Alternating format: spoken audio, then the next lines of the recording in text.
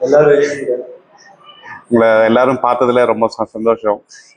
யார் யாருக்கெல்லாம் தமிழ் தெரியும்? ಎಲ್ಲರೂ ನೋಡಿದ್ರೆ ತುಂಬಾ ಸಂತೋಷ. ಯಾರ್ಯಾರಿಗೆಲ್ಲ ತಮಿಳ್ ಗೊತ್ತಿದೆ? ತಮಿಳ್ ಗೊತ್ತಿರೋರು ಎಷ್ಟೇ. ஓகே. என்னோட தமிழ் கொஞ்சம் மிக்சிங்கா இருக்கும், இங்கிலீஷும் தமிழும் கொஞ்சம் மிக்சிங்கா இருக்கும். ஸோ இவர் டிரான்ஸ்லேட் பண்ணுவாரு உங்களோட ಭಾಷಣ ಹೋಗ್ಬಿಟ್ಟು ಇಂಗ್ಲಿಷ್ ಮತ್ತೆ ತಮಿಳು ಮಿಕ್ಸ್ ಆಗಿರ್ತದೆ. ನಾನು ಟ್ರಾನ್ಸ್ಲೇಟ್ ಮಾಡ್ತೀನಿ. ஓகே. நான் கிருபையை ஆண்டவரோட கிருபையை பத்தி நான் பேச வந்திருக்கேன். இதுதான் நான் இன்னைக்கு எடுத்திருக்க டைட்டில் வந்து ஆண்டவரோட கிருபை பத்தி. ಇವತ್ತು ನಾವು ಯಾವ್ದ್ರ ಬಗ್ಗೆ ಮಾತಾಡ್ತೀವಿ ಅಂತ ಹೇಳಿದ್ರೆ ದೇವರ ಕೃಪೆ ಬಗ್ಗೆ ಮಾತಾಡೋದಕ್ಕೆ ಹೋಗ್ತಾ ಇದ್ದೀವಿ. அதுக்கு பெஸ்ட் எக்ஸாம்பிள் என்ன சொல்ல, என்னோட சாட்சியே ஒரு ஆண்டவரோட கிருபை வந்து என்னோட சாட்சியிலே வெளிப்படும். ಒಂದು ಒಳ್ಳೆ ಉದಾಹರಣೆ ಹೇಳೋದಾದ್ರೆ ಇವರ ಸಾಕ್ಷಿನೇ ಬಂದ್ಬಿಟ್ಟು ಇದರಲ್ಲಿ ಹೊರಗಡೆ ಬರ್ತದೆ. ஸோ வசனத்துக்குள்ள போறதுக்கு முன்னால என்னோட சாட்சியில இருந்தே நான் ஆரம்பிக்கிறேன். ವಾಕ್ಯ கிருபையை முடிச்சிட்டு நான் என்ன பிளான் பண்றேன்னா மேரேஜ் லைஃப்பை பத்தி நான் கனெக்ட் பண்றேன். ஏன்னா ஆண்டவர் வந்து திருமணத்தை வந்து எப்படி பாக்குறாருன்றது அதுக்கு முன்னால உங்களுக்கு கிருபையை பத்தி தெரியணும். அதனாலதான் நான் ஃபர்ஸ்ட் கிருபையில இருந்தே நான் ஆரம்பிக்கிறேன். ಕೃಪೆ ಅನ್ನೋಂತ ಒಂದು ಸಬ್ಜೆಕ್ಟ್ ನಮ್ಗೆ ಫುಟ್ ಅದಾದ್ಮೇಲೆ ಮದುವೆ ಅನ್ನೋ ವಿಚಾರದ ಬಗ್ಗೆ ಪ್ರಸಂಗ ಮಾಡ್ಲಿಕ್ಕೆ ಹೋಗ್ತೇವೆ. ஓகே, ஃபர்ஸ்ட் என்னோட சாட்சியை நான் தொடங்குறேன். நான் சின்னதுல வந்து நான் இங்க பேரண்ட்ஸோட நான் வளரல, அப்பா அம்மா கூட நான் வளரல. ಚಿಕ್ಕದ್ರಲ್ಲಿ ನಾನ್ ಬಂದ್ಬಿಟ್ಟು ನನ್ನ ತಂದೆ ತಾಯಿಗಳ ಜೊತೆ ನಾನು ಬೆಳೆದಿಲ್ಲ. இங்க அப்பா வந்து இந்தியன் ஆர்மி, அதனால என்னை பார்த்துட்டது வந்து பாட்டி, அத்தை, சித்தப்பா இவங்க கூட தான் நான் வளர்ந்தேன். ನನ್ನ ತಂದೆ ಬಂದ್ಬಿಟ್ಟು ಇಂಡಿಯನ್ ಆರ್ಮಿಲಿ ಒಬ್ಬ ಸೋಲ್ಜರ್. ಸೊ ಅದ್ರಾಗಿ ಬಂದ್ಬಿಟ್ಟು ನನ್ನನ್ನು ನೋಡ್ಕೊಂಡಿದ್ ಬಂದ್ಬಿಟ್ಟು ನನ್ನ ಅಜ್ಜಿ ಮತ್ತೆ ನನ್ನ ಚಿಕ್ಕಪ್ಪ, ನನ್ನ ಸಹೋದರರು ಮಾತ್ರ. எனக்கு சின்னதுல இருந்தே என்னன்னா அந்த ஆண்டவர் பத்தி சொல்லணும். பசங்க என்னோட ஸ்கூல் ஃப்ரெண்ட்ஸ் கிட்ட எல்லாம் அந்த சண்டே கிளாஸ்ல என்னென்ன கத்துக்கிட்டனோ என்னோட ஸ்கூல் ஃப்ரெண்ட்ஸ் கிட்ட நான் சொல்லுவேன். ಚಿಕ್ಕ ವಯಸ್ಸಿಂದನೂ ಕೂಡ ನನಗೆ ಯಾವ್ದು ಇಷ್ಟ ಅಂತ ಹೇಳೋದಾದ್ರೆ ದೇವ್ರ ಬಗ್ಗೆ ಹೇಳ್ಬೇಕು. ಸಂಡೇ ಕ್ಲಾಸ್ ಅಲ್ಲಿ ಏನೇನ್ ನಡೀತು, ಭಾನುವಾರ ಏನೇನ್ ನಡೀತು ಅದನ್ನೆಲ್ಲ ನನ್ನ ಫ್ರೆಂಡ್ಸ್ಗೆಲ್ಲ ಹೇಳ್ಬೇಕು ಅನ್ನೋದು ನನ್ಗೆ ತುಂಬಾನೇ ಆಸೆ. எனக்கு பேரே வந்து பாஸ்டர் தான் எல்லாரும் கூப்பிடுவாங்க. என்னோட ஃப்ரெண்ட்ஸ் எல்லாமே பாஸ்டர் வந்தாச்சுன்னு தான் கூப்பிடுவாங்க. ನನ್ನ ಹೆಸರನ್ನ ಬಂದ್ಬಿಟ್ಟು ಪಾಸ್ಟರ್ ಬಂದ್ರು ಅಂತಾನೆ ಕರೀತಿದ್ರು ಫ್ರೆಂಡ್ಸ್ ಎಲ್ಲರೂ. ஸோ இந்த மாதிரி இருக்க சூழ்நிலையில தான் நான் வளர்ந்தேன். ஸோ அதே டைம்ல நான் ரொம்ப வந்து சுட்டி ரொம்ப எப்படி சொல்றது, ಚಿಕ್ಕ ವಯಸ್ಸಲ್ಲಿ ಬಂದ್ಬಿಟ್ಟು ನಾನು ತುಂಬಾ ತುಂಟನಾಗಿದ್ದೆ. இப்போ என்னன்னா நான் படிச்சது வந்து நான் சிங்கப்பூர்ல படிச்சேன். ನಾನು ಓದಿದ್ದು ಬಂದ್ಬಿಟ್ಟು நான் டிகிரி பிசிஏ நான் பிசிஏ வந்து நான் சிங்கப்பூர்ல கம்ப்ளீட் பண்ணியிருந்தேன். ನನ್ನ ವಿದ್ಯಾಭ್ಯಾಸವನ್ನ ಬಿಸಿಎನ ಬಂದ್ಬಿಟ್ಟು ಸಿಂಗಾಪುರಲ್ಲಿ ಓದಿದ್ದೇನೆ. ஸோ அங்கதான் எனக்கு வந்து லைஃப்லயே ஒரு டேர்னிங் பாயிண்ட் கிடைச்சது. ಅಲ್ಲೇ ನನ್ನ ಜೀವನದಲ್ಲಿ ಪ್ರಮುಖವಾಗಿರ್ತಕ್ಕಂಥ ವಿಷಯ ಒಂದು என்னன்னா என்னோட ஃப்ரெண்ட்ஸ் வந்து ரொம்ப கிண்டல் ஜாஸ்தி ஆயிட்டதுனால நான் ஆண்டவர் பத்தி சொல்றதையே நாங்க ஸ்டாப் பண்ணிட்டேன். ನನ್ನ ಫ್ರೆಂಡ್ಸ್ ಬಂದ್ಬಿಟ್ಟು ನನ್ನ ತುಂಬಾ ಆಡ್ಕೋತಾ ಇರೋದ್ರಿಂದ ಬಂದ್ಬಿಟ್ಟು ದೇವರ ಬಗ್ಗೆ ನಾನು ಹೇಳೋದನ್ನೇ ಸ್ಟಾಪ್ ಮಾಡ್ಬಿಟ್ಟೆ. அப்போ நான் ஒரு ப்ராஃபஸி மாதிரி ஒண்ணு சொன்னேன். ஒரு நாள் வரும், எல்லாரும் நான் கொடுக்கற மெசேஜ் எல்லாரும் கையில பாப்பீங்க. ಒಂದು ಪ್ರವಾದನೆಯಾಗಿ ನಾನು ಹೇಳ್ದೆ. ಏನಂತ ಹೇಳೋದಾದ್ರೆ ಒಂದು ದಿನ ಬರ್ತದೆ ನನ್ನ ವಾಕ್ಯವನ್ನ ಎಲ್ಲರೂ ಕೇಳ್ತೀರಾ ಎಂಬುದಾಗಿ. அந்த டைம்ல வந்து ஸ்மார்ட் போன் கிடையாது. போனுன்னா என்னன்னே தெரியாது. ஏன்னா அந்த 2005ல வந்து ಸ್ಮಾರ್ಟ್ ಫೋನ್ ಇನ್ನೂ வரல ಉಲಗಕ್ಕೆ. ನಾನು ಇರ್ತಕ್ಕಂಥ ಸಂದರ್ಭದಲ್ಲಿ ಬಂದ್ಬಿಟ್ಟು ಈ ತರ ಆಂಡ್ರಾಯ್ಡ್ ಫೋನ್, ಸ್ಮಾರ್ಟ್ ಫೋನ್ಗಳೆಲ್ಲ ಬಂದಿರ್ಲಿಲ್ಲ ಅವಾಗ. அப்போ நான் அப்போ என்ன நினைச்சு நான் சிரிச்சிட்டேன். இப்படி வந்து கையில பாப்பாங்க, நான் எதுக்கு நான் இதை சொன்னேன் அது எனக்கே தெரியல ஆக்சுவலா. ನನ್ನನ್ನು ನೋಡ್ಕೊಂಡು ನಾನೇ ನಗಾಡ್ಕೊಂಡೆ. ಯಾಕಂದ್ರೆ ನಾನು ಏನಕ್ಕೋಸ್ಕರ ಈ ತರ ಹೇಳ್ದೆ, ಏನಿದೆ ನನ್ನ ಹತ್ರ ಅಂತ. அப்போ எனக்கு சிங்கப்பூர்ல படிக்கிறதுக்கு எனக்கு ஒரு ஆப்பர்ச்சுனிட்டி கிடைச்சது. நான் சிங்கப்பூರಲ್ಲಿ ಓದೋದಕ್ಕೆ ಒಂದು ಅವಕಾಶ ಸಿಕ್ತು. அப்போ அங்க வந்து நான் பாக்குறேன், அப்போதான் ஸ்மார்ட் போன்னா உலகத்துக்கு வந்து கொஞ்சம் கொஞ்சமா வருது. அங்க என்ன பண்ணுவாங்கன்னா போன்ல வந்து டிவி பார்ப்பாங்க எல்லாரும். ಆ ಸಂದರ್ಭದಲ್ಲಿ ನೋಡೋದಾದ್ರೆ ಅವಾಗ ತಾನೇ ಫೋನ್ ಅನ್ನೋದು ಒಂದು ಹೊರಗಡೆ ಬಂತು ಪ್ರಪಂಚದಲ್ಲಿ. ಅವಾಗೆಲ್ಲ ಬಂದ್ಬಿಟ್ಟು ಫೋನ್ ಅಲ್ಲಿ ಟಿವಿ ನೋಡ್ತಾ ಇದ್ರು. அப்போ நான் என்ன யோசிச்சேன், ஒருவேளை இது ஆண்டவர் வந்து இதுதான் அன்னைக்கு சொன்னாரா அப்படின்னு நான் திங்க் பண்ண ஆரம்பிச்சேன். ನಾನು ಅವಾಗ ಆಲೋಚನೆ ಮಾಡಿದೆ, ಒಂದ್ ವೇಳೆ ದೇವ್ರು ಇದನ್ನ ಬಂದ್ಬಿಟ್ಟು ಆ ರೀತಿ ಪ್ರವಾದನೆಯಾಗಿ ಹೇಳಿದ್ರ ಅಂತ. அப்புறம் படிச்சு முடிச்சுட்டு நான் திரும்பி சென்னைக்கு வரேன். அப்போ வந்து எல்லார் கையிலயும் ஆண்ட்ராய்டுன்ற ஒரு போன் வந்து வருது. ನಾನು ವಿದ್ಯಾಭ್ಯಾಸನ ಮುಗಿಸ್ಬಿಟ್ಟು ಮತ್ತೆ ಚೆನ್ನಾಗಿ ಬರ್ತೇನೆ. ಆಗ ನೋಡೋದಾದ್ರೆ ಎಲ್ಲಾರ ಕೈಯಲ್ಲೂ ಕೂಡ ಒಂದು ಆಂಡ್ರಾಯ್ಡ್ ಫೋನ್ ಅನ್ನೋದು ಎಲ್ಲಾರ ಕೈಯಲ್ಲೂ ಇದೆ. அப்புறம் சரி ஓகே போன் வந்துருச்சு, இப்படி வந்து பாப்பாங்க அப்படின்னும் போது யூடியூப்ன்ற ஒரு இது வந்து ஆப் வந்து வருது. ಸರಿ ಫೋನ್ ಇದೆ, ಆದ್ರೆ ನನ್ನ ವಿಚಾರವನ್ನ ಎಲ್ಲರೂ ಹೇಗ್ ನೋಡ್ತಾರೆ ಅಂತ ಚಿಂತೆ ಮಾಡ್ಬೇಕಾದ್ರೆ ಯೂಟ್ಯೂಬ್ ಅನ್ನೋಂತ ಒಂದು ಆಪ್ ಬಂದ್ಬಿಟ್ಟು ಅದ್ರೊಳಗಡೆ ಇದೆ. அந்த டைம்ல லைவ் டெலிகாஸ்ட் வந்து ரொம்ப காஸ்ட்லி. அவங்க வருஷம் வந்து ரொம்ப லட்சத்துல கட்டி தான் அவங்க வந்து லைவ் டெலிகாஸ்ட் சில சர்ச்ல மட்டும் தான் வச்சிருப்பாங்க. ரொம்ப பணக்கார சர்ச்ல மட்டும்தான் லைவ் டெலிகாஸ்ட்னே இருக்கும். ಲೈವ್ ಟೆಲಿಕಾಸ್ಟ್ ಅಂತ ಮಾಡೋದು ಬಂದ್ಬಿಟ್ಟು ಆಗಿನ ಕಾಲದಲ್ಲಿ ಬಂದ್ಬಿಟ್ಟು ತುಂಬಾ ಕಾಸ್ಟ್ಲಿ ಆಗಿತ್ತು. ಕೆಲವೊಂದು ಚರ್ಚಲ್ಲಿ ಮಾತ್ರ ಆ ವ್ಯವಸ್ಥೆ ಇರ್ತಾ ಇತ್ತು ಫಸ್ಟ್. அப்போ அப்போ நான் என்ன யோசிச்சேன்னா, சரி எனக்கு வந்து நான் மைக்க பிடிச்சி நான் பேசவே மாட்டேன். நான் எப்படி ஆன்லைன்ல வரப்போறேன்? இதெல்லாம் நடக்குமா? அப்படின்னு நான் யோசிச்சுட்டே இருந்தேன் இத. ನಾನ್ ಬಂದ್ಬಿಟ್ಟು ಫಸ್ಟ್ ಆಫ್ ಆಲ್ ಮೈಕ್ ಇಟ್ಕೊಂಡೇ ಮಾತಾಡೋದಿಲ್ಲ. ನಾನ್ ಅನ್ಕೊಂಡೆ ಈ ರೀತಿಯಾಗಿ ಆನ್ಲೈನ್ ಅಲ್ಲೆಲ್ಲ ನಾನು ಬರೋದಕ್ಕೆ ಆಗುತ್ತಾ ಅಂತ ಹೇಳ್ಬಿಟ್ಟು ನಾನು ಯೋಚನೆ ಮಾಡ್ತಾ ಇದ್ದೆ. நான் ஸ்கூல்லயே நான் வந்து ரொம்ப ரொம்ப சைலண்ட் பாய். நான் யார்கிட்டயும் நான் ரொம்ப பேசவே மாட்டேன் நான். ಸ್ಕೂಲಲ್ಲೂ ಕೂಡ ತುಂಬಾ ಸೈಲೆಂಟ್ ಆಗಿ ಇರ್ತಾ ಇದೆ, ಯಾರ ಹತ್ರನೂ ಮಾತಾಡ್ತಾ ಇರ್ಲಿಲ್ಲ ಅಷ್ಟೊಂದು. அப்புறம் நான் இப்படி மைக்க பிடிச்சி பேச போறேன், நான் இப்படி நான் இதெல்லாம் வர போறேன், நான் ஒருவேளை நான் சும்மா ஏதோ ஜோக்குக்கு நான் சொல்லியிருப்பேன் போட்டிருக்கு அப்படின்னு ನಾನೇ நினைச்சிட்டேன் அது. ನಾನು ಅನ್ಕೋದೆ ನಾನು ಯಾರ ಹತ್ರನೂ ಮಾತಾಡಲ್ಲ, ಹೇಗ್ ನಾನು ಮೈಕ್ ಇಟ್ಕೊಂಡು ಮಾತಾಡ್ತೀನಿ, ಒಂದ್ ವೇಳೆ ನಾನು ಸುಮ್ನೆ ಹೇಳಿರ್ಬೋದೇನೋ ನನ್ನ ಇಮ್ಯಾಜಿನೇಷನ್ ಅಲ್ಲಿ ಅಂತ ಹೇಳ್ಬಿಟ್ಟು ನಾನು ಅನ್ಕೋತಾ ಇದ್ದೆ. அப்புறம் அந்த லாக்டவுன் டைம்ல பாத்தீங்கன்னா அந்த 2020ல எல்லாருமே ஆன்லைன்ல வர ஆரம்பிச்சிட்டாங்க. வீட்ல இருந்து எல்லாரும் லைவ் போட ಆರಂಭಿಸಿட்டாங்க. ಲಾಕ್ ಡೌನ್ ಟೈಮ್ ಅಲ್ಲಿ 2020ನೇ ಇಸ್ವಿಲ್ ಬಂದ್ಬಿಟ್ಟು ಎಲ್ಲರೂ ನೋಡೋದಾದ್ರೆ ಅವಾಗ ಫೋನ್ ಯೂಸ್ ಮಾಡೋದಕ್ಕೆ ತುಂಬಾ ಜನ ಸ್ಟಾರ್ಟ್ ಮಾಡಿದ್ರು. ಅವಾಗ ಆನ್ಲೈನ್ ಬರೋದಕ್ಕೆ ಎಲ್ಲರೂ ತುಂಬಾ ಸ್ಟಾರ್ಟ್ ಮಾಡಿದ್ರು. அப்ப கூட எனக்கு நம்பிக்கை இல்ல, நான் வந்து ஆன்லைன்ல நான் பேசுவேன் அப்படின்னு சொல்லிட்டு. ஏன்னா எனக்கு மைக்க பிடிச்சி எல்லார் முன்னாலையும் பேசினாவே நான் ரொம்ப வெக்கப்படுவேன் நான் ஆக்சுவலா. ಅವಾಗ್ಲೂ ಕೂಡ ನನಗೆ ನಂಬಿಕೆ ಇರ್ಲಿಲ್ಲ, ನಾನು ಮೈಕ್ ಇಟ್ಕೊಂಡು ನಾನು ಮಾತಾಡ್ತೇನೆ, ಆನ್ಲೈನ್ ಅಲ್ಲಿ ಬರ್ತೇನೆ ಅಂತ ಹೇಳ್ಬಿಟ್ಟು. ஸோ இந்த மாதிரி சுச்சுவேஷன் வந்துட்டு இருக்கும் போது ஒரு நாள் எனக்கு இந்த போன வருஷம் கிறிஸ்மஸ் அப்போ எனக்கு ஒரு வாய்ப்பு வருது. எனக்கு 2 வாய்ப்பு வந்துச்சு. ஒரு வாய்ப்பு வந்து நான் மிஸ் பண்ணிட்டேன். அங்க நான் ஒரு பாஸ்டர் ஃபேமிலி வீட்டில் தான் நான் தங்கியிருந்தேன் சென்னையில.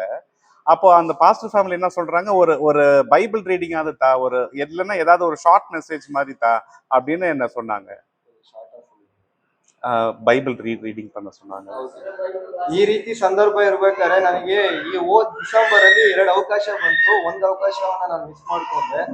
ಇನ್ನೊಂದು ಮೊದಲನೇ ಅವಕಾಶ ಏನಂತ ಹೇಳೋದಾದ್ರೆ ಒಂದು ಪಾಸ್ಟರ್ ಮನೆಯಲ್ಲಿ ಒಂದು ಬೈಬಲ್ ನ ಓದುವಂತ ಅವಕಾಶ ಸಿಕ್ತು. அப்போ நான் பயந்துட்டு நான் என்ன சொல்லிட்டேன்னா, என்னோட கார் ರಿಪೇರ್ ஆயிடுச்சு, அதனால நான் கிளம்புறேன்னு சொல்லிட்டு நான் எஸ்கேப் ಆಯ್ತೇನೆ. ಆ ಸಂದರ್ಭದಲ್ಲಿ ನಾನು ಏನಂತ ಹೇಳಿದೆ ಅಂತ ಹೇಳಿದ್ರೆ, ನನ್ನ ಕಾರ್ ರಿಪೇರಿ ಆಗ್ಬಿಟ್ಟಿದೆ ಅಂತ ಹೇಳ್ಬಿಟ್ಟು ಸುಳ್ಳು ಹೇಳ್ಬಿಟ್ಟು ಆ ಸಿಚುವೇಶನ್ ಅನ್ನ ನಾನು ಬಂದ್ಬಿಟ್ಟು ಎಸ್ಕೇಪ್ ಆದೆ. அப்புறம் இது ஒரு கிறிஸ்துமஸ் அன்னைக்கு என்ன ஆயிடுச்சு, ஒரு ஒரு வில்லேஜுக்கு கூட்டிட்டு போனாங்க. சேலம் அங்க கூட்டிட்டு போனாங்க, கள்ளக்குறிச்சி. ಕ್ರಿಸ್ಮಸ್ ಟೈಮ್ ಅಲ್ಲಿ ಏನಾಯ್ತು ಅಂತ ಹೇಳಿದ್ರೆ ಸೇಲಂ ಅಂತ ಒಂದು ಸ್ಥಳಕ್ಕೆ ನನ್ನನ್ನ ಕರ್ಕೊಂಡು ಹೋದ್ರು. அங்க இருக்க பாஸ்டர் வந்து என்ன பார்த்துட்டே இருந்து, நீங்க மெசேஜ் கொடுக்குறீங்களா, நாளைக்கு மெசேஜ் கொடுக்குறீங்களான்னு சொன்னாரு.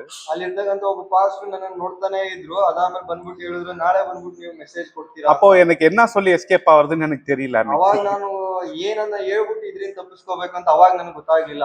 அப்போ நான் என்ன சொல்லிட்டேன்னா, சரி ஓகே நம்ம மெசேஜ் கொடுப்போம், ஆனா ஆண்டவர் வந்து என் கூட வந்தாதான் நான் மெசேஜ் கொடுப்பேன், இல்லைன்னா நான் கொடுக்க மாட்டேன் அப்படின்னு ஒரு தீர்மானத்துல நான் இருந்தேன். ಅವಾಗ ನಾನೇನಂತ ತೀರ್ಮಾನ ಮಾಡ್ತೆ ಅಂತ ಹೇಳಿದ್ರೆ, ಸರಿ ಆಯ್ತು ಮೆಸೇಜ್ ನ ಕೊಡೋಣ, ಆದ್ರೆ ದೇವ್ರ ನನ್ನ ಜೊತೆ ಇದ್ರೆ ಮಾತ್ರ ನಾನು ಹೋಗಿ ಮೆಸೇಜ್ ಕೊಡ್ತೇನೆ, ಇಲ್ಲ ಅಂತ ಹೇಳಿದ್ರೆ ಇಲ್ಲ ಅಂತ.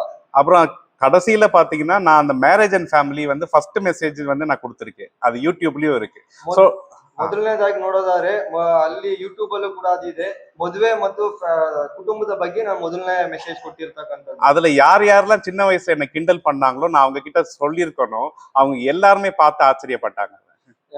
ಚಿಕ್ಕ ವಯಸ್ಸಲ್ಲಿ ಯಾರ್ಯಾರೆಲ್ಲ ನಾನು ನೋಡ್ಬಿಟ್ಟು ಆತರ ಎಲ್ಲ ಹೀಯಾಳಿಸಿದ್ರು ಅವರೆಲ್ಲರೂ ಕೂಡ ಅದನ್ನ ನೋಡಿರ್ಬೇಕಾಗಿತ್ತು. சோ அதுல இருந்து எனக்கு வந்து தைரியம் வந்துருச்சு, எல்லார் முன்னாலயும் நான் பேச ஆரம்பிச்சிட்டேன்.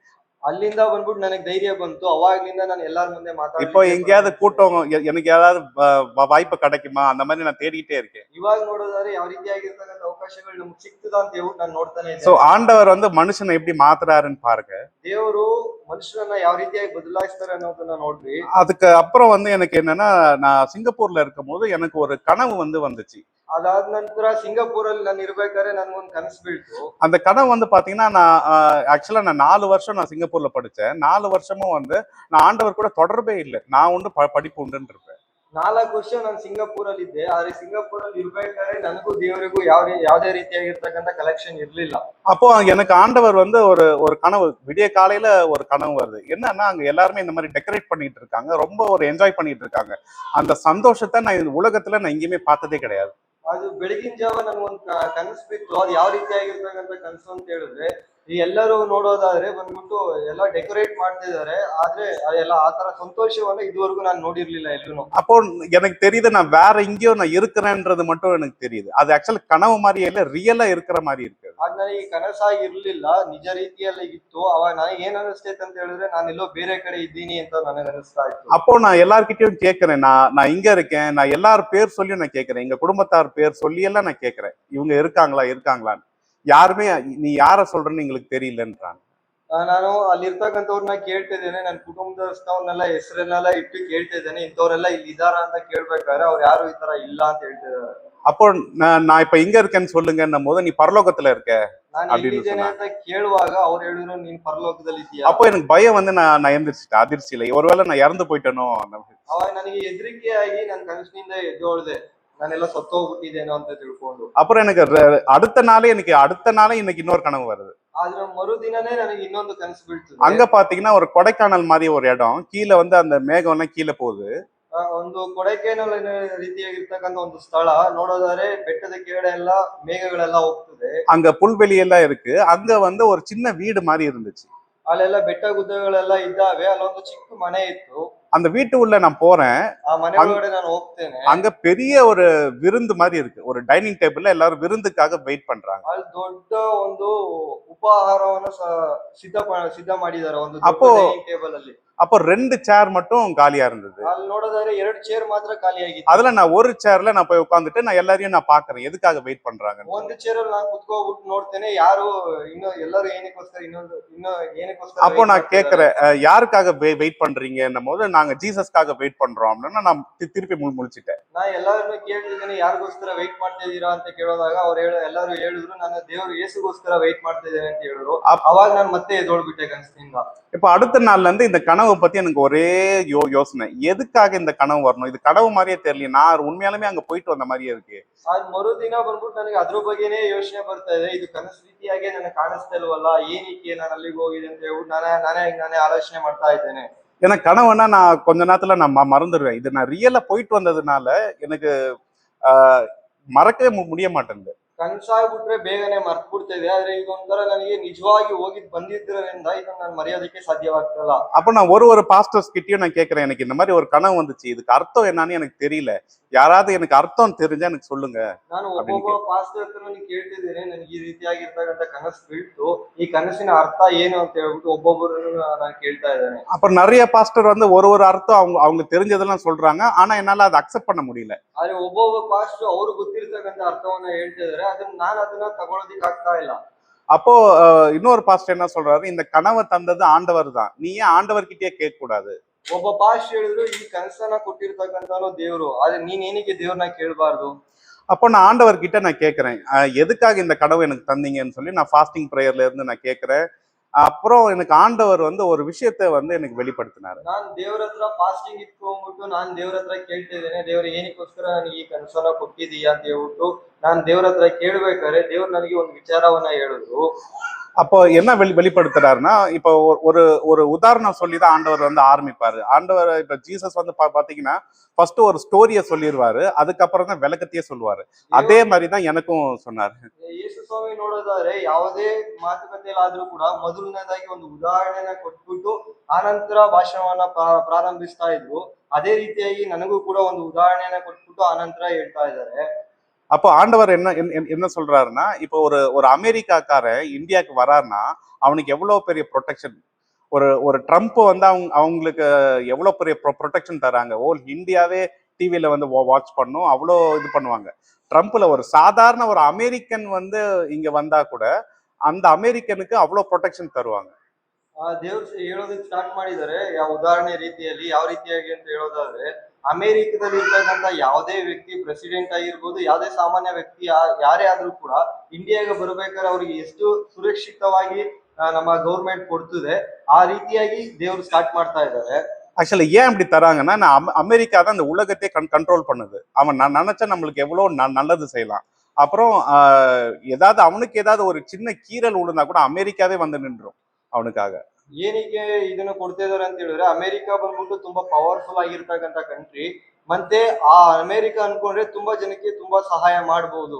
அப்புறம் அவன் வந்து உலகத்திலேயே அவன் தான் ரொம்ப பணம் உள்ள நாடு வந்து அமெரிக்கா தான், அதுல டெக்னாலஜி உள்ள மூலக்கார நாடும் ಅಮೆರಿಕಾ தான். ಮತ್ತೆ ತುಂಬಾ ಹಣವಂತ ಆಗಿರ್ತಕ್ಕಂಥ ದೇಶ ಅಂತ ನೋಡೋದಾದ್ರೆ ಅಮೆರಿಕವಾಗಿದೆ. ಮತ್ತೆ ತುಂಬಾ ಟೆಕ್ನಾಲಜಿಗಳಲ್ಲಿ ಮುಂದುವರೆದಿರ್ತಕ್ಕಂಥ ದೇಶ ಎಂಬುದಾಗಿ ನೋಡೋದಾದ್ರೆ ಅಮೆರಿಕ ಕೂಡ ಆಗಿದೆ.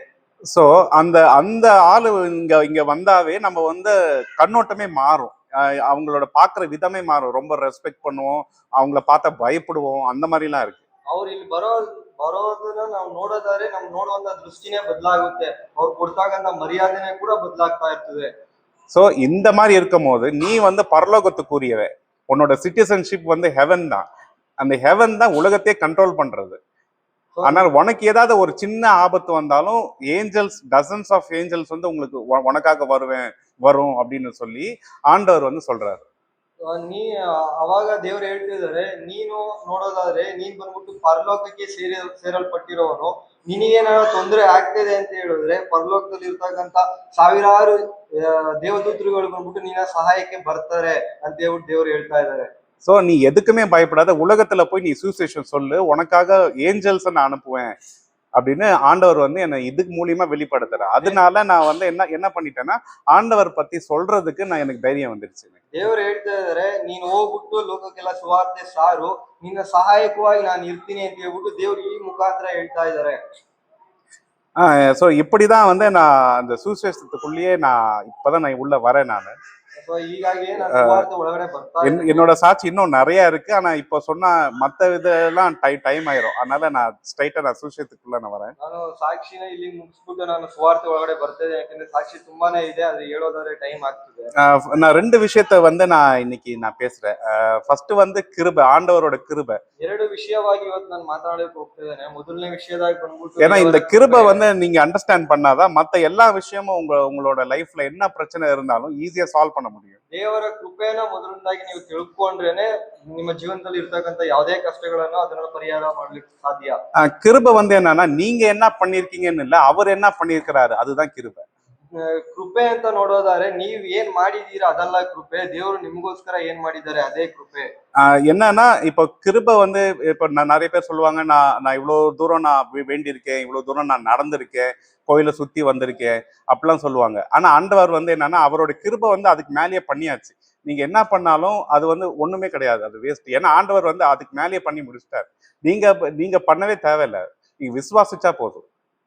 ಮನುಷ್ಯರು ಹೇಳ್ತಾರೆ, ನಾನು ಇಷ್ಟೊತ್ತು ಗಂಟ ಪ್ರಾರ್ಥನೆ ಮಾಡಿದ್ದೇನೆ, ಇಷ್ಟು ದೇವಸ್ಥಾನಗಳನ್ನೆಲ್ಲ ಸುತ್ತಿದ್ದೇನೆ, ಈ ರೀತಿಯಾಗಿರ್ತಕ್ಕಂಥ ಕೃಪೆ ನಾನು ಕೊಟ್ಟಿದ್ದೇನೆ ಅಂತ ಹೇಳ್ತಾರೆ. ಆದ್ರೆ ದೇವ್ರ ಕೃಪೆಯನ್ನ ನೋಡೋದಾದ್ರೆ ಇದು ಎಲ್ಲದಕ್ಕಿಂತ ಮೇಲಾಗಿದೆ, ಅದನ್ನ ಆಲ್ರೆಡಿ ಬಂದ್ಬಿಟ್ಟು ದೇವ್ರು ನಮ್ಗೆ ಕೊಟ್ಟಿದ್ದಾರೆ. கிருபை வந்து ஆண்டவர் அழிச்சிட்டாரு. ஆனா அது எப்படி நம்ம லைஃப்ல அப்ளை பண்றதுன்னா அதுக்கு தேவைதான் விசுவாசம். இந்த ரெண்டு விஷயம் ரொம்ப முக்கியம். கிருபையும் ரொம்ப முக்கியம். ஆண்டவர் அது கிருபையை கொடுத்துட்டாரு. ஆனா அது எப்படி எடுத்துக்கிறது? விசுவாசத்தின் மூலியமா தான் எடுத்துக்க முடியும். ನಮಗೆ 2 ವಿಷಯ ತುಂಬಾ ಮುಖ್ಯವಾಗ್ತದೆ. ಕೃಪೆ ನಮಗೆ ಆಲ್ರೆಡಿ ಕೊಟ್ಬಿಟ್ಟಿದ್ದಾರೆ, ಆದ್ರೆ ನಾವು ಅದನ್ನ ಹೇಗೆ ನಮ್ಮ ಜೀವನದಲ್ಲಿ ಅಳವಡಿಸ್ಕೊತೀವಿ, ಹೇಗೆ ನಾವು ಅದನ್ನ ನಡೆಸ್ಕೊಂಡು ಹೋಗ್ತೀವಿ ಅನ್ನೋದು ತುಂಬಾ ಮುಖ್ಯವಾಗಿರ್ತದೆ. அப்போ அந்த கிருபையோட அந்த அந்த இத தெரியறதுக்கு நான் ஒரு சின்ன ஒரு கதையில இருந்து நான் ஆரம்பிக்கிறேன். ಆ ಕೃಪೆ ಅನ್ನೋ ವಿಚಾರವನ್ನ ನಿಮಗೆ ತಿಳಿಸೋದಿಕ್ಕೆ ಒಂದು ಸಣ್ಣ ಕಥೆಯಿಂದ ನಾನು ಪ್ರಾರಂಭಿಸ್ತೇನೆ. எங்க சித்தப்பா வந்து கையில வந்து ஒரு மோதிரம் வச்சிருப்பாரு, கோல்டு மோதிரம். ನಾನು ಚಿಕ್ಕಪ್ಪ ಬಂದ್ಬಿಟ್ಟು ಕೈಯಲ್ಲಿ ಬಂದ್ಬಿಟ್ಟು ಒಂದು ಚಿನ್ನದ ಉಂಗುರವನ್ನ ಇಟ್ಟಿರ್ತಾರೆ. அப்போ அதோட வேல்யூ, அந்த மோதிரத்தோட வேல்யூ எனக்கு தெரியல. நான் கேட்டேன், இந்த மோதிரம் ரொம்ப நல்லா இருக்கு, எனக்கு வேணும்னு கேட்டேன். ನಾನು ಕೇಳಿದೆ, ಉಂಗುರ ತುಂಬಾ ಚೆನ್ನಾಗಿದೆ, ನನಗೆ ಕೊಡಿ ಚಿಕ್ಕಪ್ಪ ಅಂತ ಕೇಳ್ಬೇಕಾರೆ ಆ ಉಂಗುರದ್ದು ವ್ಯಾಲ್ಯೂ ಬಂದ್ಬಿಟ್ಟು ನನಗೆ இங்க சித்தப்பா என்ன பண்ணிட்டாங்க, கேட்டோன்னு கொடுத்துட்டாங்க, கழட்டி தான் நீ வச்சுக்கோ அப்படின்னு. ನಾನು ಚಿಕ್ಕಪ್ಪ ಏನ್ ಮಾಡೋರು ಅಂತ ಹೇಳಿದ್ರೆ ಕೇಳಿದ ತಕ್ಷಣ ಕೊಟ್ಬಿಟ್ಟು ತಗೋ ಇದನ್ನ ನೀನ್ ಇಟ್ಕೋ. அப்போ வந்து எனக்கு அதோட மோதிரத்தோட வேல்யூ என்ன கேட்டோன்னு தந்துட்டாங்க, ஒருவேளை அது சும்மா டூப்ளிகேட் மோதிரமா இருக்கும் அப்படின்னு ನಾನು ಅನ್ಕೊಂಡೆ, ಕೇಳಿದ ತಕ್ಷಣ ಕೊಟ್ಟಿದಾರಲ್ವಾ, ಒಂದ್ ವೇಳೆ ಇದು ಡೂಪ್ಲಿಕೇಟ್ ಉಂಗುರ இங்க ಅಂತ ನಾನು ತಿಳ್ಕೊಂಡೆ. சித்தப்பா வந்து சிங்கப்பூர் சிட்டிசன் அவரு. ಚಿಕ್ಕಪ್ಪ ಬಂದ್ಬಿಟ್ಟು ಸಿಂಗಾಪುರ್ ನಲ್ಲಿ ಇರ್ತಕ್ಕಂತ ಒಬ್ಬ. சோ அந்த மோதிரத்தை தந்தோடனே எனக்கு நம்பிக்கையே இல்லை, ஏன்னா கேட்டோன்னு தந்துட்டாரு அப்படின்னு நினைச்சிட்டு அதுல நான் விளையாடிட்டு இருப்பேன். ஏன்னா அது டூப்ளிகேட் மோதிரமா தான் இருக்கும் அப்படின்னு சொல்லி அது இஷ்டத்துக்கு மண்ணில் போட்டு விளையாடுறது, அதை சப்பாத்தி மாவுக்குள்ள ஒளிச்சு வைக்கிறது. ஏன்னா சின்ன வயசுல நான் அப்படிதான் விளையாடிட்டு இருப்பேன், ஏன்னா அதோட மதிப்பு எனக்கு தெரியல. ಆ ಉಂಗುರನ ನೋಡೋದಾದ್ರೆ ನನಗೆ ಅಷ್ಟೇನು ಇಂಟ್ರೆಸ್ಟ್ ಇರ್ಲಿಲ್ಲ, ಯಾಕಂದ್ರೆ ಅದು ಅನ್ನೋ ತುಂಬಾ ವ್ಯಾಲ್ಯೂ ಒರಿಜಿನಲ್ ಅಂತ ನನಗೆ ಅನ್ನಿಸ್ತಾ ಇರ್ಲಿಲ್ಲ. ಅದು ಇಟ್ಕೊಂಡು ಬೇಕಾಬಿಟ್ಟಿಯಾಗಿ ಆಟ ಆಡ್ತಾ ಇದೆ, ಚಪಾತಿ ಇಟ್ಕೊಳಗಡೆ ಹಾಕ್ಬೋದು, ಅವಾಗೆಲ್ಲ ಬಂದ್ಬಿಟ್ಟು ನಾನು ಆ ರೀತಿಯಾಗಿರ್ತಕ್ಕಂಥ ಆಟ ಆಡ್ತಾ ಇದ್ದೆ, ಎಲ್ಲೆಲ್ಲ ಹೋಗ್ಸ್ ಮಾಡುತ್ತಾ ಇದ್ದೆ. அப்போ என்னோட ஃப்ரெண்டு வந்து நான் அந்த மோதிரத்தை பார்த்தோன்னே அவனுக்கு வந்து டவுட் வருது, இது யாரு கொடுத்தா அப்படின்னு கேக்குறான். ನನ್ನ ಫ್ರೆಂಡ್ ಆ ಉಂಗುರವನ್ನ ನೋಡ್ಬಿಟ್ಟು ಅವನಿಗೊಂದು ಡೌಟ್ ಬರ್ತದೆ, ಅವ್ನು ನನ್ನನ್ನು ಕೇಳ್ತಿದ್ದಾನೆ, ಈ ಉಂಗುರವನ್ನ ಯಾರು ನಿನಗೆ ಕೊಟ್ಟಿದ್ದು? அந்த மோதிரத்தை நான் தந்தேன், இது இங்க சித்தப்பா தந்தாரு, அது நான் கேட்டோன்னே தந்துட்டாரு அப்படின்னு சொன்னோன்னே அந்த மோதிரத்தை தான் நான் பின்னால நான் பார்க்கணும்னோடனே பின்னால வந்து அந்த நம்பர் போட்டிருக்கேன் அந்த மோதிரத்துல. ಅವಾಗ ನಾನು ಹೇಳಿದೆ, ಇದು ನನ್ನ ಚಿಕ್ಕಪ್ಪ ಕೊಟ್ಟಿದ್ದು ನನಗೋಸ್ಕರ ಅಂತ ಹೇಳ್ಬೇಕಾರೆ ಅವ್ರು ಹೇಳಿದ್ರು, ನನ್ನ ಫ್ರೆಂಡ್ ಹೇಳಿದ್ರು ಕೂಡ, ಆ ಉಂಗುರವನ್ನ ನಾನು ನೋಡ್ತೇನೆ, ಅದ್ರ ಹಿಂದೆ ಅದರ ನಂಬರ್ ಇದೆಯಾ ನೋಡ್ತೇನೆ ಅಂತ ಹೇಳ್ಬಿಟ್ಟು அப்புறம் அந்த மோதிரத்துல அவன் என்ன சொல்றான்னா இது ஒரிஜினல் மோதிரம், அதனாலதான் இதுல நம்பர் இருக்கு, டூப்ளிகேட் மோதிரமா தான் நம்பர் இருக்காது. ಅದಾದ್ಮೇಲೆ ಆ ಉಂಗುರದ ಹಿಂದೆ ನಂಬರ್ ಇರೋದನ್ನ ನೋಡ್ಬಿಟ್ಟು ಇದು ಒರಿಜಿನಲ್ ಉಂಗುರಾನೇ, ಒರಿಜಿನಲ್ ಉಂಗುರ ಆಗಿರೋದಕ್ಕೋಸ್ಕರ ಮಾತ್ರ ಇದ್ರಲ್ಲಿ ನಂಬರ್ ಇರೋದು ಅಂತ ಹೇಳ್ತಾ ಇದ್ದಾನೆ. சரி இதை வந்து நீ கடையில கேட்டுப்பாரு அப்படின்னு சொன்னா, நான் வந்து கடையிலுக்கு எடுத்துட்டு போய் கேட்கிறேன், இந்த மோதிரம் வந்து 1.5 லட்சம் போகும் அப்படின்றாங்க. ಇದನ್ನ ಅಂಗಡಿಲಿ ಕೇಳಿ ನೋಡು ಎಷ್ಟಕ್ಕೆ ಹೋಗುತ್ತೆ ಅಂತ ಕೇಳ್ತಾ ನನ್ನ ಫ್ರೆಂಡ್ ಹೇಳ್ದ. ಅದಕ್ಕೆ ನಾನು ಅಂಗಡಿಲಿ ಹೋಗಿ ಕೇಳಿದೆ, 1.5 ಲಕ್ಷಕ್ಕೆ ಈ ಉಂಗುರ ತಗೋತೀನಿ ಅಂತ ಹೇಳಿದ್ರು. அப்பதான் எனக்கு பயமே வந்துச்சு. ஏன்னா அதோடைய மதிப்பு எனக்கு தெரிஞ்ச ஆரம்பிச்சிச்சு. அப்ப அந்த மோதிரத்தை பார்வையே வேற மாதிரி இருக்கு. அதை பத்திரமா பீரோல வச்சிருந்தேன். ಅವಾಗ್ಲೇನೆ ನನಗೆ ಭಯ ಅನ್ನೋದು ಬಂದಿದ್ದು. ಅವಾಗ್ಲೇನೆ ಆ ಉಂಗುರದ್ದು ವ್ಯಾಲ್ಯೂ ಏನು ಅಂತ ನನಗೆ ಗೊತ್ತಾಗಿದ್ದು. ಅವಾಗ್ಲಿಂದ ನಾನು ಏನ್ ಮಾಡಿದೆ ಅಂತ ಹೇಳಿದ್ರೆ, ಆ ಉಂಗುರವನ್ನ ಕಾಪಾಡೋದಕ್ಕೆ ಬೀರುಲೆಲ್ಲ ಇಡೋದಕ್ಕೆ ಹೋದೆ.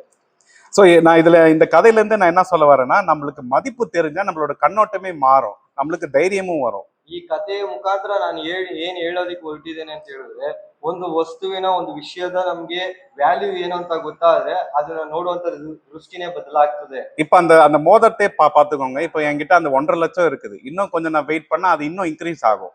அப்போ எனக்குள்ள ஒரு தைரியம். ಇವಾಗ ನೋಡ್ರಿ, ಆ ಉಂಗುರನೇ ತಗೊಳ್ಳೋದಾದ್ರೆ ಆ ಉಂಗುರ ನನ್ನ ಹತ್ರ ಇದೆ, ಅದಕ್ಕೆ ವ್ಯಾಲ್ಯೂ ಬಂದ್ಬಿಟ್ಟು 1.5 ಲಕ್ಷ ಇದೆ. ಇನ್ನೊಂದ್ ಸ್ವಲ್ಪ ಹೊತ್ತು ವೆಯ್ಟ್ ಮಾಡಿದ್ರೆ ಆ ಉಂಗುರಕ್ಕೆ ವ್ಯಾಲ್ಯೂ ಇನ್ನೊಂದ್ ಸ್ವಲ್ಪ ಜಾಸ್ತಿ ಆಗ್ತದೆ.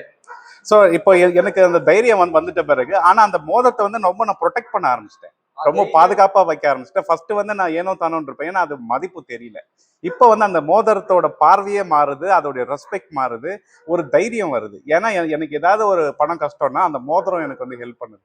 ಯಾವಾಗ ಈ ಉಂಗುರದ್ದು ವ್ಯಾಲ್ಯೂ ಏನು ಅಂತ ನಾನು ತಿಳ್ಕೊಂಡೆ, ಅದಕ್ಕೆ ಇರ್ತಕ್ಕಂಥ ವ್ಯಾಲ್ಯೂ ಏನು ಅಂತ ನಾನು ತಿಳ್ಕೊಂಡೆ, ಅವಾಗ್ಲಿಂದ ಅದನ್ನ ನೋಡುವಂತ ದೃಷ್ಟಿನೇ ಬದಲಾಯ್ತು. ಮತ್ತೆ ಅದರಿಂದ ನನಗೊಂದು ಧೈರ್ಯನೂ ಬಂತು. ಯಾವ್ದಾರ ಕಷ್ಟ ಕಾಲಕ್ಕೆ ನಾನು ಉಂಗುರನ ಇಡ್ಬೋದಲ್ಲ ಅಂತ ಹೇಳುವಂತ ಒಂದು ಧೈರ್ಯನೂ ಬಂತು.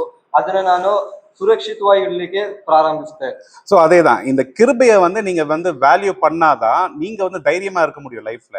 இப்போ நீங்க வந்து ஏதாவது ஒரு பிரச்சனைனா யாராவது எனக்காக வேண்டுவாங்களோ. ஹிந்துஸ் எல்லாம் பாத்தீங்கன்னா நிறைய இதுல அவங்க போய் அவங்களுக்குன்னு ஒரு செட் ஆஃப் ரூல் இருக்கு. இதை பண்ணணும், அதை பண்ணணும், நீங்க இவ்வளவு தூரம் பண்ணுங்க, மலையை சுத்தி வாங்கன்னா அவங்க கிட்ட கேட்டீங்கன்னா ஒரு லிஸ்ட் போட்டே சொல்லுவாங்க. ஆனா ஆண்டவர் வந்து ஈஸியா முடிச்சிட்டாரு, என்ன நம்பு, அவ்வளவுதான். ಈ ಕೃಪೆ ವ್ಯಾಲ್ಯೂನ ನೀವು, ಕೃಪೆಯ ಮಹತ್ವವನ್ನ ನೀವು ತಿಳ್ಕೊಂಡ್ರೆ ನೆಕ್ಸ್ಟ್ ಮುಂದೆ ಇರತಕ್ಕಂಥ ವಿಷಯವನ್ನ ನೀವು ಅದನ್ನ ನಡ್ಸ್ಕೊಂಡು ಹೋಗ್ಬೋದು. ಯಾವ ರೀತಿಯಾಗಿರುವಂತ ನೋಡೋದಾದ್ರೆ, ಹಿಂದೂಸ್ಗಳನ್ನ ನೋಡೋದಾದ್ರೆ ಅವ್ರದೇ ಆಗಿರ್ತಕ್ಕಂಥ ಸಂಪ್ರದಾಯ ಇರ್ತದೆ, ಅದನ್ನ ಮಾಡ್ಬೇಕು ಇದನ್ನ ಮಾಡ್ಬೇಕು ಅಂತ ಹೇಳ್ಬಿಟ್ಟು. ಆದ್ರೆ ದೇವ್ರು ಏನ್ ಮಾಡಿದಾರೆ ಅಂದ್ರೆ ಅದನ್ನ ನಿಮ್ಗೆ ಆಲ್ರೆಡಿ ಕೊಟ್ಬಿಟ್ಟಿದೀನಿ ಅಂತ ಹೇಳ್ಬಿಟ್ಟು ದೇವ್ರು ಹೇಳ್ತಾ ಇದಾರೆ. ஓகே, இப்போ வந்து ஆண்டவர் வந்து என்னன்னா, இதுல இன்னொன்னு என்னன்னா, இந்த கிரேஸை வந்து நான் எப்படி உங்களுக்கு புரிய வைக்கிறேன்னா, முன்னால வந்து பிரச்சனை இப்படி இருந்துச்சு, அந்த பிரச்சனை ஃபர்ஸ்ட் அந்த பிரச்சனை நீங்க தெரிஞ்சாதான் இன்னும் வந்து அது எவ்வளவு இம்பார்ட்டன்ட்ன்றது உங்களுக்கு, ஆண்டவர் வந்து எவ்வளவு பெரிய காரியத்தை நம்மளுக்கு செஞ்சிருக்கிறாருன்றது உங்களுக்கு தெரிய வரும். ಈ ಕೃಪೆ ಬಗ್ಗೆ ನಾನು ನಿಮ್ಗೆ ಹೇಳೋದಕ್ಕೆ ಹೋಗೋದಾದ್ರೆ, ಮುಂಚೆ ಎಷ್ಟು ಕಷ್ಟ ಇತ್ತು, ಅದರಿಂದ ಇವಾಗ ಏನಾಗಿದೆ ಅದ್ರ ಬಗ್ಗೆ ತಿಳ್ಕೊಂಡ್ರೆ ನಿಮ್ಗೆ ಅದು ಚೆನ್ನಾಗಿ ಅರ್ಥವಾಗುವಂಥದ್ದು. ஸோ இதுல வந்து 10 கட்டளை, அந்த ஜெனிசியஸ் ஆதிகாமத்துக்குள்ள தான் விஷயமே ஆரம்பிக்குது. ஸோ அதுல இப்படி பாவம் உள்ள வருது. எல்லாருக்கும் ஆதி ஆகம ஆதாம் ஏவாள் கதை எல்லாருக்கும் தெரியுமா? ಎಲ್ಲರಿಗೂ ಆದಾಮ ಮತ್ತೆ ಅವಳ ಕತೆ ಎಲ್ಲರಿಗೂ ಗೊತ್ತಿದೆ ಅಲ್ವಾ, ಆದಿಕಾಂಡದಿಂದ எல்லாருக்கும் தெரியும் இல்லையா? ಎಲ್ಲರಿಗೂ ಗೊತ್ತಿದೆ ಅಲ್ವಾ. இப்போ இதுலதான் மேரேஜ், குடும்ப வாழ்க்கையும் கணவன் மனைவி வாழ்க்கையும் இதுலதான் கனெக்ட் ஆயிருக்கு. ಇದ್ರಲ್ಲೇನೆ ಮದುವೆ ಮತ್ತು ಗಂಡ ಹೆಂಡತಿಯ ಸಂಬಂಧ ಬಂದ್ಬಿಟ್ಟು ಇದರಿಂದಾನೇ ಸ್ಟಾರ್ಟ್ ಆಗ್ತಾ ಇದೆ. நீங்க உங்க லைஃப்ல நீங்க என்ன பிரச்சனை நீங்க ஃபேஸ் பண்ணாலும் ஃபர்ஸ்ட் வந்து நீங்க புரிஞ்சுக்கணும்னா, ஏன் இந்த பிரச்சனை உங்க லைஃப்ல வந்ததுன்னு தெரியணும்னா ஆதியாமுக்கு தான் போகணும். ನೀವು ನಿಮ್ಮ ಜೀವನದಲ್ಲಿ ಯಾವುದೇ ಸಮಸ್ಯೆಗಳನ್ನ ನೀವು ನೋಡ್ತಾ ಇದ್ರು ಕೂಡ ಅದು ಯಾವ ರೀತಿಯಾಗಿ ಬಂತು ಅಂತ ನೀವು ನೋಡೋದಾದ್ರೆ, ಮೊದಲನೇದಾಗಿ ನೀವು ಬಂದ್ಬಿಟ್ಟು ಆದಿಕಾಂಡಕ್ಕೆ ಹೋಗ್ಬೇಕು. ஃபர்ஸ்ட் வந்து பாவத்தோட வல்லமையை வந்து நான் சொல்லிடுறேன். அப்போ ஆண்டவர் வந்து கிருபை வந்து எப்படி நம்மளுக்கு தந்திருக்கிறாருன்றது உங்களுக்கு தெரியும். ನಾನು ಮೊದಲನೇದಾಗಿ ಪಾಪದ ವಿಷಯವಾಗಿ ನಿಮ್ಮ ಹತ್ರ ಹೇಳ್ತೇನೆ. ಅದಾದ್ಮೇಲೆ ನಿಮ್ಗೆ ಕೃಪೆಯ ದೇವರ ಕೃಪೆ ನಮ್ಗೆ ಹೇಗೆ ಕೊಡಲ್ಪಟ್ಟಿದೆ ಅನ್ನೋದನ್ನ ನಾವು ನೋಡ್ಬೋದು. இது பைபிள் வேதம் என்ன சொல்றது, எல்லாருமே பாவிகள்னு சொல்லுது. எல்லாருமே பாவி ஆயிட்டாங்க, ஒருத்தன் கூட நல்லவன் இல்லை. ಬೈಬಲ್ ಹೇಳ್ತಿದೆ ಎಲ್ಲರೂ ಕೂಡ ಪಾಪಿ, ಒಬ್ಬನು ಕೂಡ ಒಳ್ಳೆಯವನಲ್ಲ ಅಂತ. சோ இந்த மாதிரி இருக்கிற சிச்சுவேஷன்ல ஆண்டவர் இப்படி நம்மள வந்து மீட்டு அவர் முன்னால நிறுத்துறாரு. ஏன்னா ஆண்டவருக்கு வந்து பாவமே பிடிக்காது, அந்த பாவம் முன்னால நிக்க கூட மாட்டார். அந்த மாதிரி இருக்கிற ஆண்டவர் வந்து இப்படி நம்மள வந்து ரட்சிக்கிறார், அதுதான் சுவிசேஷம். ಈ ರೀತಿಯಾಗಿ ಇರ್ಬೇಕಾದ್ರೆ ದೇವರು ನಮ್ಮನ್ನ ಹೇಗೆ ಈ ಪಾಪದಿಂದ ರಕ್ಷಿಸ್ತಾರೆ, ದೇವರಿಗೆ ಮೊದಲನೇದಾಗಿ ಬಂದ್ಬಿಟ್ಟು ಈ ಪಾಪನೇ ಇಷ್ಟ ಇಲ್ಲ. ஃபர்ஸ்ட் வந்து இப்படி பாவம் உள்ள என்டர் ஆகுதுன்னு நான் பேசும்போது வந்து குடும்ப வாழ்க்கையும் சரி, தேவனோட கிருபையும் சரி நான் இணைச்சுதான் நான் பேசுறேன். ಇವಾಗ ನಾವು ಮಾತಾಡಕ್ಕೆ ಹೊರಟಿರುವಂತದ್ದು ಕೃಪೆಯ ಜೀವಿತ ಮತ್ತೆ ಕುಟುಂಬ ಇವೆರಡನ್ನು ಸೇರಿಸ್ಕೊಂಡೆ நான் ಮಾತಾಡೋದಕ್ಕೆ ಹೋಗ್ತಾ ಇದ್ದೇನೆ. ஓகே, இப்போ வந்து பாவம் உள்ள எப்படி என்டர் ஆகுதுன்னு பார்க்கலாம். ஃபர்ஸ்ட் வந்து இது ஆதாமோட விலா எலும்புல தான் ஏவால வந்து உண்டாக்குறாங்க. ಮೊದಲನೇದಾಗಿ ಪಾಪ ಹೇಗೆ ಒಳಗಡೆ ಬರ್ತದೆ ಅನ್ನೋದಾಗಿ ನೋಡೋಣ. ಮೊದಲನೇದಾಗಿ ಬಂದ್ಬಿಟ್ಟು ಒಂದು ಆದಾಮನ ಪಕ್ಕೆ ಎಲುಬಿನಿಂದಲೇ ಅವಳನ್ನ ಉಂಟು ಮಾಡುವಂತದ್ದು. அப்போ வந்து ஆதாம் கிட்ட தான் ஆண்டவர் வந்து எல்லாம் ஃபுல் இன்ஸ்ட்ரக்ஷன் தராரு. ಆದಾಮನ ಹತ್ರನೇ ಮೊದಲನೇದಾಗಿ ಬಂದ್ಬಿಟ್ಟು ಎಲ್ಲಾ ರೀತಿಯಾಗಿರ್ತಕ್ಕಂಥ ನೀತಿ ನಿಯಮವನ್ನ ದೇವರು ಆದಾಮನ ಹತ್ರ ಮೊದಲನೇದಾಗಿ ಹೇಳ್ತಾರೆ. இந்த பழத்தை வந்து நீ சாப்பிடவே கூடாது, சாப்பிட்டீன்னா உனக்கு அந்த பழத்தை நீ சாப்பிட்டீன்னா சாகவே சாகுவாய் அப்படின்னு ஆண்டவர் சொல்றாரு. ದೇವರು ಆ ಹಣ್ಣನ್ನ ತಿಂದ್ರೆ ನೀ ಸತ್ತೇ ಸಾಯ್ತೀಯ. ஆக்சுவலா எல்லா இன்ஸ்ட்ரக்ஷனும் ஆதாமுக்கு தான் தராரு. ಮೊದಲನೇದಾಗಿ ಎಲ್ಲಾ ವಿಷಯವನ್ನ ಬಂದ್ಬಿಟ್ಟು ಆದಾಮನಿಗೆ ದೇವರು ತಿಳಿಸ್ತಾ ಇರ್ತಾನೆ. அதுக்கப்புறம் அந்த ஃபர்ஸ்ட் மேரேஜ் வந்து ஆண்டவர் பண்ணி வைக்கிறாரு பாருங்க. ಮೊದಲನೇದಾಗಿ ಬಂದ್ಬಿಟ್ಟು ಮೊದಲನೇ ಮದುವೆಯನ್ನ ಬಂದ್ಬಿಟ್ಟು ದೇವರು ಇಲ್ಲಿ ಮಾಡಿ. இப்போ பொண்ணு எப்படி கையை பிடிச்சி அப்பா வந்து பொண்ணு கையை பிடிச்சி பையன் கிட்ட கொடுக்குறாரோ, ಹೇಗೆ ಒಬ್ಬ ತಂದೆ ತನ್ನ ಹೆಣ್ಣು ಮಗಳನ್ನ ಬಂದ್ಬಿಟ್ಟು ಕೈ ಹಿಡ್ಕೊಂಡು ಒಬ್ಬ ಗಂಡನಿಗೆ ಒಪ್ಪಿಸ್ತಾಳೋ, அதே மாதிரி ஆண்டவரும் வந்து ஏவால வந்து அந்த பையன் ஆதாம் கிட்ட ஒப்படைக்கிறார். ಅದೇ ರೀತಿಯಾಗಿ ಅವಳು ಬಂದ್ಬಿಟ್ಟು ಆದಾಮನಿಗೆ ಬಂದ್ಬಿಟ್ಟು ಒಪ್ಪಿಸ್ತಾ ಇದ್ದಾರೆ. அப்புறம் ஆதாமுக்கு வந்து ரொம்ப சந்தோஷமாயிடுச்சு. ஏன்னா அவனுக்குள்ள வந்து தெய்வீக அன்பு இருக்கு. ಆದಾಮನಿಗೆ ತುಂಬಾ ಸಂತೋಷವಾಯಿತು, ಯಾಕೆಂದ್ರೆ ಅವನ ಒಳಗಡೆ ಬಂದ್ಬಿಟ್ಟು ದೈವಿಕವಾಗಿರ್ತಕ್ಕಂಥ ಪ್ರೀತಿ ಇದೆ. சோ அந்த தெய்வீக அன்பு அவனுக்குள்ள இருக்கிறதுனால மனைவியை வந்து அவ்வளவு நேசிக்க ஆரம்பிக்கிறான். ದೈವಿಕವಾಗಿರ್ತಕ್ಕಂಥ ಪ್ರೀತಿ ಆದಾಮನ ಒಳಗಡೆ ಇರೋದ್ರಿಂದ ತನ್ನ ಹೆಂಡತಿಯನ್ನ ತುಂಬಾ ಪ್ರೀತಿಸ್ಲಿಕ್ಕೆ ಪ್ರಾರಂಭಿಸ್ತಾನೆ. மாம்சத்தின் மாம்சமாய் நீ இருக்கிற அப்படின்னு சொல்லி நிறைய சொல்லிக்கிட்டே இருக்கான். ಮಾಂಸಕ್ಕೆ அவ்வளவு அன்பு ஒய்ஃப் மேல அவ்வளவு அன்பா இருக்கான். ಆ ರೀತಿಯಾಗಿ ಒಳ್ಳಿಸ್ತಾ ಹೆಂಡತಿ ಮೇಲೆ ಅಷ್ಟು ಪ್ರೀತಿಯಾಗಿದ್ದಾನೆ. அதுக்கப்புறம் பாத்தீங்கன்னா இப்ப பிசாசு வந்து பாத்துக்கிட்டு இருக்கு. இப்போ இதுல நான் என்ன சொல்ல வரேன்னா, பைபிள் ஆரம்பிக்கிறதே குடும்பத்துல இருந்து ஆரம்பிக்குது. ನಾನು ಇದ್ರಲ್ಲಿ ಏನ್ ಹೇಳೋದಕ್ಕೆ ಹೊರಟಿದ್ದೇನೆ ಅಂತ ಹೇಳಿದ್ರೆ, ಬೈಬಲ್ ಸ್ಟಾರ್ಟ್ ಆಗೋದೇ ಬಂದ್ಬಿಟ್ಟು ಕುಟುಂಬದಿಂದ. அப்புறம் இயேசுவோட ஃபர்ஸ்ட் அற்புதமும் கல்யாணத்துல தான் வருது. ಯೇಸುವಿನ ಮೊದಲನೆಯ ಅದ್ಭುತ ಬಂದ್ಬಿಟ್ಟು ಕೂಡ ಒಂದು ಮದುವೆ ಮುಖಾಂತರನೇ ನಡೀತಾ ಇದೆ. அப்புறம் பைபிள் முடிக்கிறது எப்படின்னா, இயேசு வந்து நம்மளோட மணவாளன் சொல்லிட்டு போயிருக்கு. ಈ ಬೈಬಲ್ ಮುಕ್ತಾಯವಾಗ್ತಾ ಇರೋದು ಬಂದ್ಬಿಟ್ಟು ನೋಡೋದಾದ್ರೆ, ಯೇಸು ಬಂದ್ಬಿಟ್ಟು ನಮಗೆ ನಾವೆಲ್ಲ ಬಂದ್ಬಿಟ್ಟು ಒಂದು ಮದುಮಗಳಾಗಿದ್ದೇವೆ. சோ பைபிள் ஃபுல்லாவே பாத்தீங்கன்னா திருமணத்தை வந்து ரொம்ப ஃபோக்கஸ் பண்ணுது. ஏன்னா அது வந்து ஆண்டவரோட சந்ததியை உருவாக்குறவங்களா நம்ம இருக்கோம். ಬೈಬಲ್ ನ ಕಂಪ್ಲೀಟ್ ಆಗಿ ನೋಡೋದಾದ್ರೆ, ಈ ಬೈಬಲ್ ಎಲ್ಲ ಬಂದ್ಬಿಟ್ಟು ಪ್ರಮುಖವಾಗಿ ಹೇಳುವಂತ ವಿಚಾರ ಬಂದ್ಬಿಟ್ಟು ಅದ್ ನೋಡೋದಾದ್ರೆ ಮದುವೆ ಒಂದು ವಿಚಾರವನ್ನ ಹೇಳ್ತಾ ಇದೆ. ஏன்னா நம்மளோட சந்ததி ஆண்டவரோட சந்ததியை ஆக்குறது வந்து ரொம்ப ஒரு பெரிய வேலை. ஏன்னா இந்த விஷயத்த வந்து இந்த வேதம் ஃபுல்லா அதுதான் நம்மளுக்கு சொல்ல வருது. சப்போஸ் கணவன் மனைவி சரியில்லைன்னா அந்த பிள்ளைகளும் அவங்கள பார்த்து வளர்றவங்களும் அதே மாதிரி தான் ஆயிடுவாங்க. ದೇವರ ಸಂತತಿಯನ್ನ ನಾವು ಹುಟ್ಟಿಸುವುದು ಬಂದ್ಬಿಟ್ಟು ಇವಾಗ ತುಂಬಾನೇ ಕಷ್ಟ ಇದೆ. ಗಂಡ ಹೆಂಡತಿ ಅಥವಾ ತಂದೆ ತಾಯಿ ಸರಿ ಇಲ್ಲ ಅಂತ ಹೇಳಿದ್ರೆ ಅವರ ಮಕ್ಕಳು ಕೂಡ ಅದೇ ರೀತಿಯಾಗಿ ಇರ್ತಾರೆ. சோ அதனாலதான் ஆண்டவர் வந்து அவரோட சந்ததி வந்து இருக்கணும் உலகத்துலன்றதுனால அந்த கணவன் மனைவி அந்த வேரை சரி பண்ண, அந்த கணவன் மனைவின்றது வேறு மாதிரி அந்த வேரை சரி பண்ணாதான் அது கிளை நல்லா இருக்கும், அது தர பழம் நல்லா இருக்கும். ಸೊ ಮೊದಲನೇದಾಗಿ ಇದನ್ನೆಲ್ಲ ಸರಿ ಮಾಡೋದಕ್ಕೆ ಒಂದು ಕುಟುಂಬವನ್ನ ಸರಿ ಮಾಡಬೇಕು. ಈ ಕುಟುಂಬದಲ್ಲಿ ಇರ್ತಕ್ಕಂಥ ಗಂಡ ಹೆಂಡತಿರು ಒಂದು ಬೇರಾಗಿದ್ದಾರೆ. ಮೊದಲು ಬೇರನ್ನ ಸರಿ ಮಾಡಿದ್ರೆ ಮರ ಚೆನ್ನಾಗಿರ್ತದೆ ಅಂತ ಹೇಳಿ ಮೊದಲು ಅದನ್ನ ಸರಿ ಮಾಡ್ಲಿಕ್ಕೆ ಹೊರಟಿದ್ದಾರೆ. இப்ப வந்து ஏவாள் வரலாம். இப்ப ஏவாள் கிட்ட வந்து பிசாசு வந்து பாக்குறான். ஏன்னா அவனுக்கு தெரிஞ்சு போச்சு குடும்பம், ஆண்டவர் வந்து குடும்பத்தை இணைக்கிறாரு. குடும்பத்துலதான் விசேஷம் இருக்கு. நீங்க சிங்கிளா இருக்கும் போது, ஒரு திருமணத்துக்கு ஆவாத இருக்கும் போது உங்களுக்கு நீங்க ரொம்ப பிரச்சனை நீங்க ஃபேஸ் பண்ணிருக்க மாட்டீங்க. அதெல்லாம் அந்த பிரச்சனை வந்து தாங்கக்கூடிய அளவுக்கு தான் இருக்கும். ಮೊದಲು ಇವಾಗ ಅವಳನ್ನ ಹಾಗಾಗಿ ಸೈತಾನ ಬಂದ್ಬಿಟ್ಟು ಅವಳ ಹತ್ರ ಬಂದ್ಬಿಟ್ಟು ಮಾತನಾಡ್ತಾ ಇದ್ದಾನೆ. ஸோ இப்போ நான் சொல்ற போற விஷயம் வந்து இப்போ ரொம்ப ரொம்ப நீங்க எல்லாருமே கவனிக்க வேண்டிய விஷயம். ஏன்னா இதுல வந்து நீங்க ரெண்டு விதம் புரிஞ்சுக்கலாம். ஆண்டவர் வந்து எவ்வளவு வல்லமை உள்ள தேவன், அவர் எவ்வளவு கிருபை நம்ம மேல வச்சிருக்கிறாரு. குடும்ப பிரச்சனை உள்ள குடும்பத்தை எப்படி மாத்துறது, இததான் நான் சொல்ல போறேன். ಇವಾಗ ನಾನು ಹೇಳ್ತಕ್ಕಂತ ವಿಷಯವನ್ನ ನೀವು ತುಂಬಾ ಚೆನ್ನಾಗಿ ಗಮನಿಸಬೇಕು. ದೇವರ ಕೃಪೆ ಎಷ್ಟು ಮಟ್ಟಿಗೆ ಇದೆ. நீங்க கொஞ்சம் ரிலாக்ஸ் பண்ணிட்டு திரும்பி நம்ம கண்டினியூ பண்ணலாம். ஒரு கேப் ஒன்னு எடுத்துக்கலாம், ஒரு பிரேக் ಗ್ಯಾಪ್ ತಗೊಂಡು ಅದಾದ್ಮೇಲೆ ಮತ್ತೆ ಇದನ್ನ ಸ್ಟಾರ್ಟ್ ಮಾಡ್ಲಿಕ್ಕೆ ಹೋಗೋಣ.